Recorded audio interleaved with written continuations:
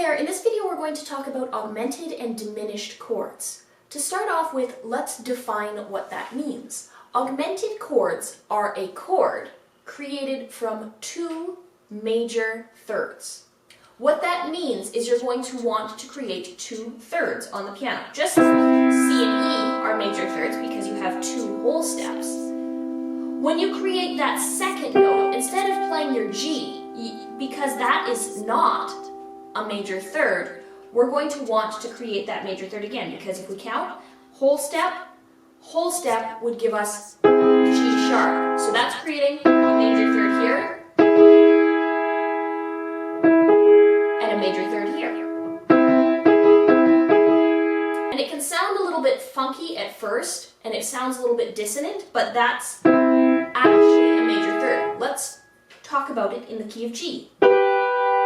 We have a major third between G and B, but if we're trying to move and play our major triad, that doesn't create a major third here.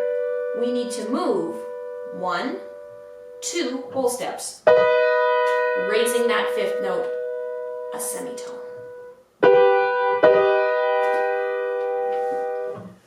So augmented chords create two major thirds. Diminished chords create two minor thirds. So if we were doing C minor chord, which, as you may remember, we drop the third from our major down, we want to create a whole tone and then a semitone, and that creates a minor third. So then if we're counting a whole tone from our next note up, a whole tone would be here, and then the semitone would move to the F sharp. And that is our diminished chord. We create two minor thirds. If you need a review on your major triads, we are trying to create a major third, then a minor third. That's how every major triad works. To create augmented or diminished chords, we're changing the ratio of what is a major third and what is a minor third. Diminished has two minor thirds, augmented has two major thirds. So instead of a major and a minor, we have two of the same in each type. I like to remember diminished as getting smaller, because the word diminished means to remove or to get smaller. I like to think of it as the chord is crunching in closer together from whatever the major or minor was. But if we're augmented, we're getting bigger. You can think about somebody who gets plastic surgery and makes an aspect of themselves larger. So, if we're talking about augmented chords, what we want to do from the most basic perspective is we are raising the fifth note from a major chord.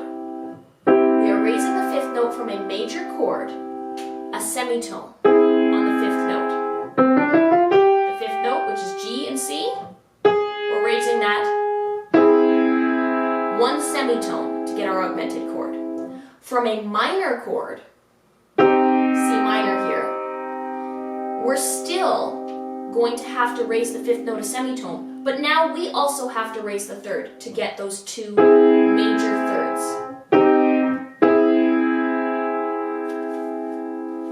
So it takes a little bit of time to think about how you move from a major, a minor, an augmented, and a diminished, and move back and forth between them. But they can be some really nice chords if you're writing music or you're playing more complex pieces that have a lot more jazz chording. Augmented and diminished is really important to understand. So moving into diminished, if we have a major chord, like C major here, what are we going to need to do to make that a diminished chord? We need to make two minor thirds. So the first thing I recommend is moving to your C minor chord. So what that means, bringing the third, or E, down a semitone. So that's now C minor. And we also have to bring that fifth down a semitone, so from the G to the F sharp. That is a diminished chord. From major, we're bringing down both the third and the fifth a semitone. Diminished. It's good practice to move between diminished, augmented, major, and minor chords to get that fluidity. because you will be transitioning as you get harder and harder music between all of those chords, and you may want to use those chords in your writing repertoire. So I'm going to give you a few examples that you can work from, and we're going to transition from either major to minor, minor to augmented or diminished, or any permutation within. So let's start with G. Let's go through some examples and we'll work it out together. So let's start in the key of G, and we're going to try and figure out how we would transition from either G major, G minor, G diminished, G augmented, back and forth between the various chords that we now know. So moving from G major, how would we get to G diminished? I'll let you think about that for a moment. If you said to diminish a G major, you needed to drop the 3 and the 5 a semitone, you would be correct. We're moving from B to A sharp, and we're moving from D to C sharp. So now, instead of G, B, D, we have G, A sharp, C sharp. If we had G minor, which is G, A sharp, D, what would we have to do to get to the augmented chord? I'll give you a moment to work that out. If you said that we needed to raise both the 3rd and the 5th a semitone, you would be correct. We create our first major 3rd here, going back to the B, and then we raise the 5th note. So now, instead of G, B, D, like our major, we've raised it to G, B, D sharp. And that's our augmented chord. I'm going to give you 3 to work out on your own. I would like you to leave the answers in the comments down below, or you can just send me a message. So, in the key of F sharp major, this is a little trickier now. How would we make a diminished chord? Our notes are F sharp, A sharp, C sharp. Tell me what the diminished chord would be. I'm going to move to another example in the key of A.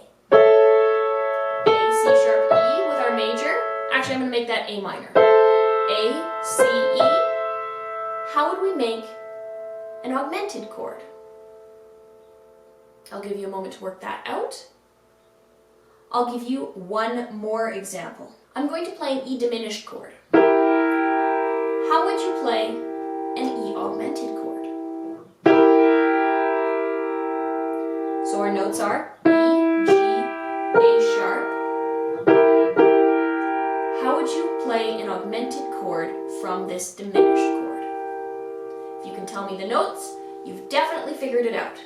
So if you have any other questions about augmented or diminished chords or transitioning between chord types, please let me know in the comments down below. Send me a message. If you have any song requests, any concepts that you'd like covered, any questions, concerns, again, let me know. I'm happy to do them. Leave me a message down below, and I'll see you all next time. Bye for now.